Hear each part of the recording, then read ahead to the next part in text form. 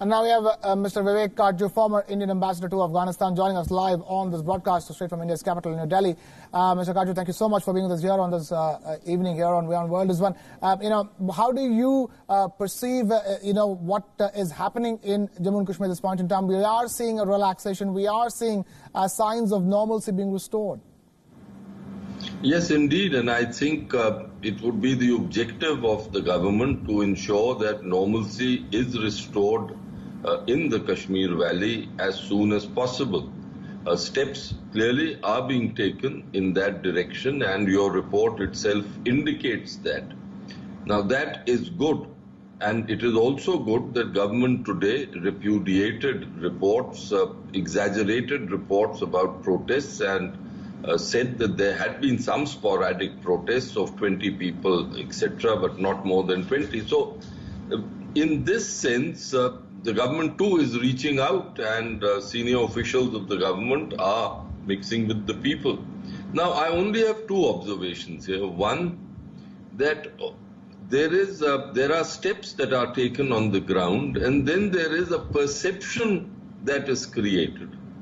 The government will have to be mindful that the perception that is created both in the valley, in Jammu and Kashmir, and in India as well as internationally, is in conformity with the reality which the government says it is.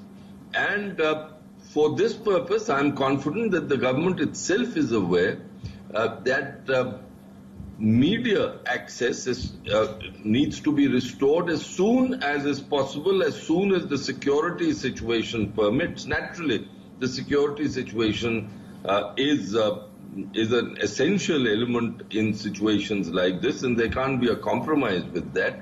But for perception management, these are important things, and I'm confident that the government has it in mind.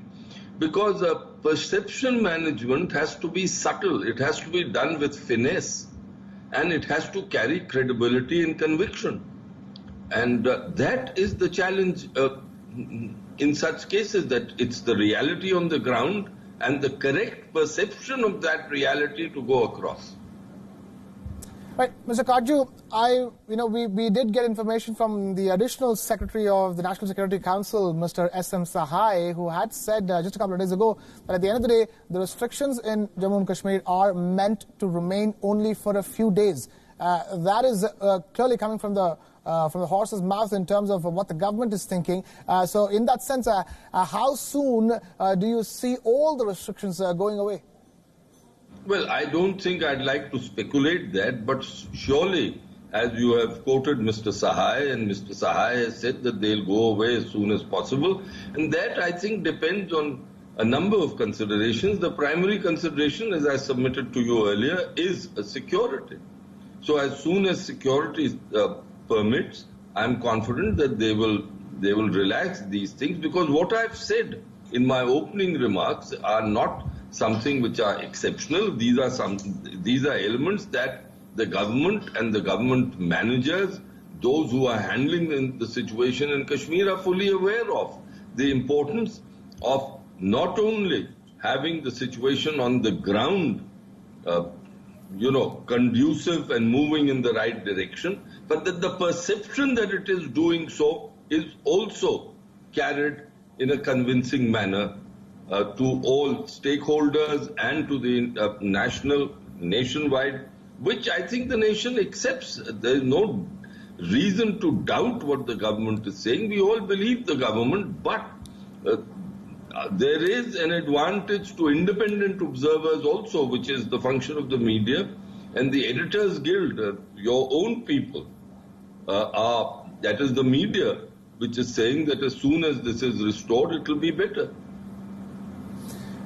Right, absolutely. There's no question about the fact that the restoration of all kinds of media services is very important, from social media to traditional media. I also wanted to ask you, you're seeing certain gestures of goodwill being done by the Indian government, like the relaxations for the Eid prayers, for the Friday prayers, and phone booths being made available. Senior officials, speaking to citizens on the streets. How much of an impact do you think all of it is going to have, on the ground?